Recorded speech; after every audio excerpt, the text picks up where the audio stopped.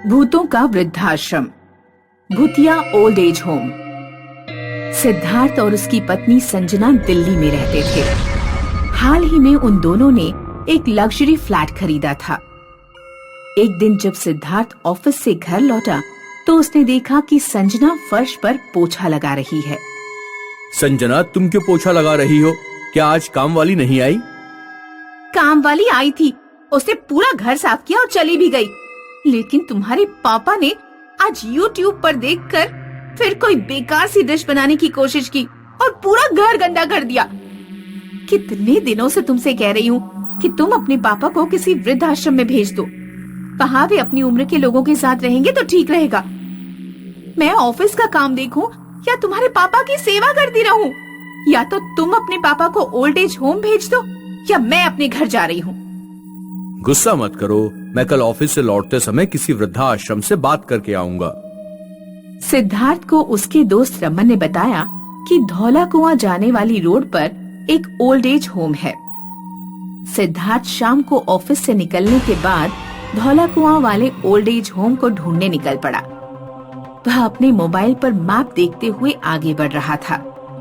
Siddharth road पर जितना आगे बढ़ रहा था, रोड सुनसान होता जा रहा था। रोड पर कोई लाइट भी नहीं थी। अचानक मोबाइल पर ओल्ड एज होम की लोकेशन बार बार चेंज होने लगी। सिद्धार्थ कभी आगे जाता तो कभी उसे अपनी कार पीछे लेनी पड़ती। ये मैप को क्या हो गया? यहाँ कोई आसपास दिख भी तो नहीं रहा जिससे मैं रास्ता पूछ सकूं। सिद्धार्थ ने अपने दोस्त रमन को फोन किया, लेकिन मोबाइल में सिग्नल नहीं आ रहे थे। अचानक सिद्धार्थ की कार बंद हो गई। सिद्धार्थ ने फ्रंट मिरर में देखा तो पीछे वाली सीट पर एक भयानक बूढ़ा आदमी बैठा हुआ है। बूढ़े के चेहरे पर खून के आंसू बह रहे थे और आंखें पत्थर की तरह सफेद थीं। सिद्धार्थ अपनी कार से निकलकर दूर भागा। भूत, भूत, भूत, कोई बचाओ, भूत! सिद्धार्थ का मोबाइल उसकी कार में ही छूट गया था। अचानक कार स्टार्ट हुई और तेजी से सिद्धार्थ की तरफ बढ़ने लगी। कार को वही भयानक बूढ़ा आदमी ड्राइव कर रहा था। सिद्धार्थ को लगा कि जैसे वो बूढ़ा उसे कुचल ही देगा, इसलिए सिद्धार्थ कार के आगे आगे भागने लगा। कोई मेरी मदद करो, क्या मुझे कोई सुन रहा है? Please help me, please. Siddharth को कुछ दूरी पर एक चौकीदार दिखाई दिया। वह तेजी से दौड़ता हुआ चौकीदार के पास पहुंचा। भाई साहब, एक भूत मेरे पीछे पड़ गया है, वो मेरी कार में बैठा है, मेरी मदद करो। कौन सा भूत? सिद्धार्थ ने पीछे मुड़कर देखा। उसकी कार रोड पर खड़ी थी और कार में कोई नहीं था। सिद्धार्थ ने चौकीदार से पानी मांगा और उसे सारी बात बताई। तुम जिस ओल्ड एज होम को ढूंढ रहे हो वो यहीं पर है। सामने वाली बिल्डिंग में चले जाओ, ग्राउंड फ्लोर पर किराया और बाकी डिटेल्स लिखी हुई है। तुम ऊपर जाकर ओल्ड एज होम का एनवायरनमेंट और रहने की सुविधा भी देख सकते हो। जो लोग उसमें रह रहे हैं उनसे बात भी कर सकते हो। बहुत बहुत शुक्रिया भाई साहब। सिद्धार्थ ओल्ड एज होम के अंदर गया। उसने ओल्ड एज होम की इंट्रोडक्शन बुक पढ़ी, जिसमें सारी फैसिलिटीज के बारे में लिखा था। फिर वह सीढ़ियों से ऊपर गया। सिद्धार्थ को लगा कि जैसे उसके पीछे कोई चल रहा है।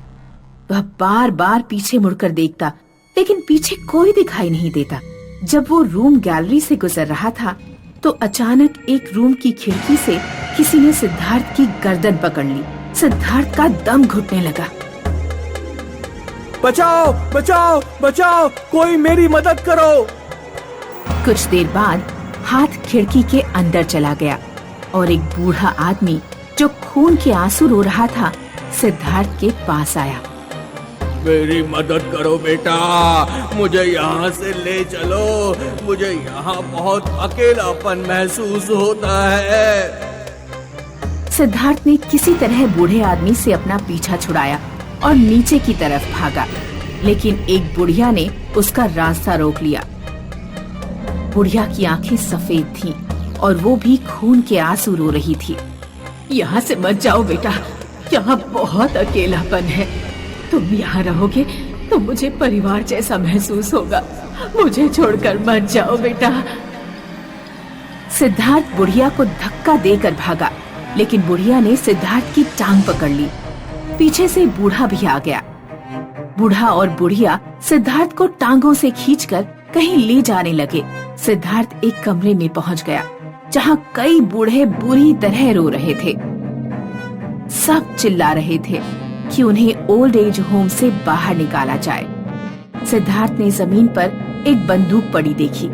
उसने गन उठाई और सभी बूढ़े लोगों को गोली मारकर ओल्ड एज होम के बाहर भाग गया। उसने कार स्टार्ट की और तब तक नहीं रुका जब तक वो एक व्यस्त सड़क पर नहीं पहुंच गया। उसने एक जूस वाले की दुकान के सामने अपनी गाड़ी रोकी और जूस वाले को ओल्ड एज होम के बारे में बताया। जूस वाले ने सिद्धार्थ को जूस दिया और बोला, जिस ओल्ड एज होम से आप होकर आ रहे हैं वो बहुत पुराना है। आज की नई जनरेशन बूढ़े लोगों को अपने ऊपर बोझ समझती है और उन्हें वृद्धाश्रम में छोड़ आती है। बूढ़े लोग वृद्धाश्रम में घुट घुट कर अकेली जिंदगी जीते हैं। धौला कुआं रोड पर जो वृद्धाश्रम है उसमें कई लोगों ने आत्महत्या की। तुम उन्हीं की आत्माओं से मिलकर आ रहे हो। मैं तुम्हें सलाह दूंगा कि अपने पिता को किसी ओल्ड एज होम में मत छोड़ो। वे भी अकेलेपन में घुट घुट के मर जाएंगे। और ध्यान रखो कि आगे तुम्हें भी बूढ़ा होना है। जूस वाले की बातें सुनकर सिद्धार्थ ने अपना मन बदल लिया। उसने अपनी पत्नी को जाकर सारी बात बताई और डिसाइड किया कि वो अपने पिता को वृद्धाश्रम में नहीं भेजेगा। ज्योति नोएडा की एक सॉफ्टवेयर कंपनी में काम करती थी। आज उसकी शादी की पहली सालगिरह थी। 1 साल पहले ही रवि से उसकी शादी हुई थी।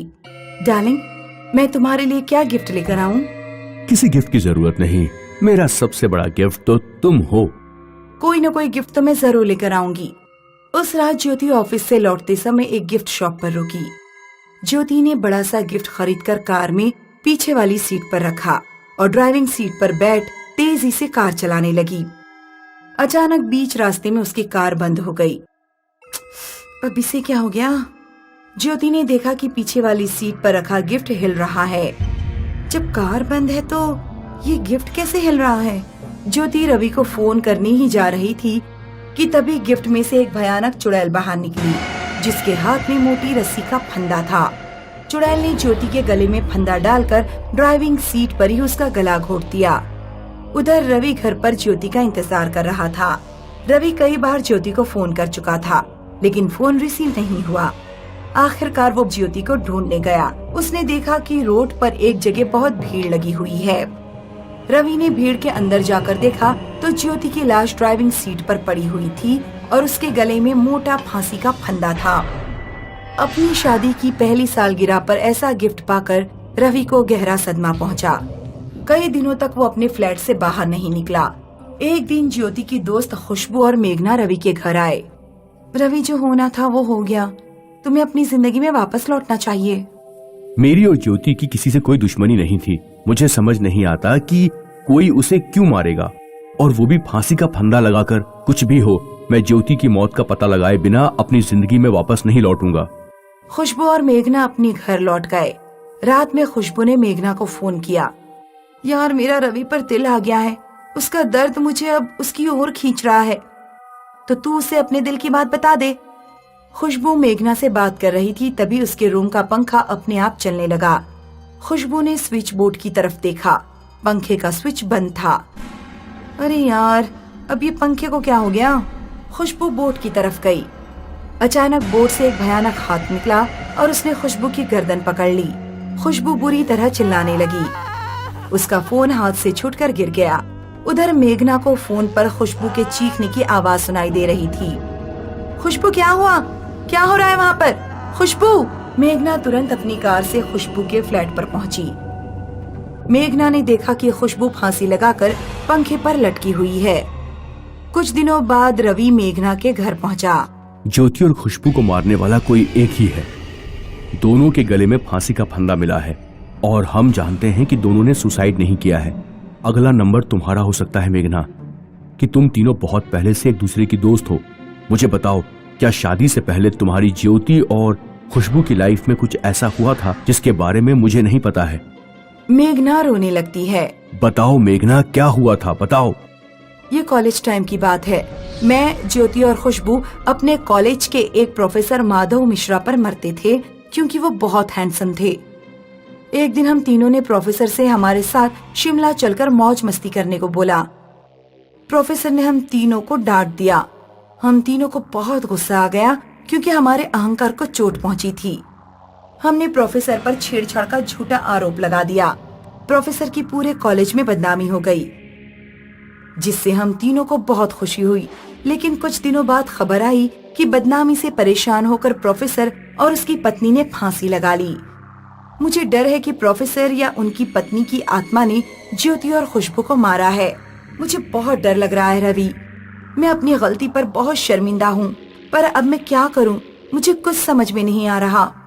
गलती तो तुम तीनों ने की थी, जिसकी सजा ज्योति और खुशबू को मिल चुकी है, लेकिन मैं तुम्हारी जान बचाने की पूरी कोशिश करूंगा। रवि उस रात मेघना के फ्लैट पर ही रुक गया। वो कई दिनों का जागा हुआ था, इसलिए उसे झपकी आने लगी। मेघना बाथरूम में वॉश बेसिन के सामने खड़े होकर ब्रश कर रही थी। उसने देखा कि वॉश बेसिन की टंकी से अपने आप पानी निकल रहा है। मेघना ने टंकी को बंद करने की बहुत कोशिश की, लेकिन उससे पानी निकलना बंद नहीं हुआ। मेघना ने सामने लगी मिरर में देखा कि उसके पीछे प्रोफेसर की पत्नी की आत्मा खड़ी है। मेघना चीख पड़ी। उसकी चीख से रवि की नींद खुल गई। रवि जब बाथरूम में पहुंचा तो उसने देखा कि भूतनी ने मेघना का सिर वॉश बेसिन में डुबा रखा है और मेघना सांस लेने के लिए तड़प रही है। रवि भागकर स्टोर रूम में गया और मिट्टी का तेल और कुल्हाड़ी उठाकर बाथरूम की तरफ भागा। रवि ने कुल्हाड़ी से भूतनी की गर्दन काट डाली और फिर उसके सिर और धड़ में मिट्टी का तेल छिड़ककर आग लगा दी। इस जन्म में जा रही हूँ, लेकिन अगले जन्म में तेरे पास आऊंगी, वापस आऊंगी। इतना कहकर चुड़ैल गायब हो गई।